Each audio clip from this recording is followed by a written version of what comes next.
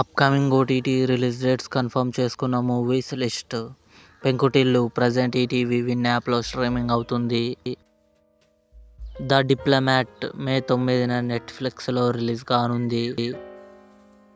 'Calling bell' May 18న ETV win యాప్లో release కానుంది.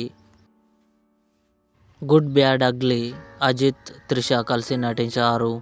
మే 8న నెట్ఫ్లిక్స్లో రిలీజ్ కానుంది. 'Devika and Danny' coming soon Jio హాట్స్టార్లో రిలీజ్ కానుంది.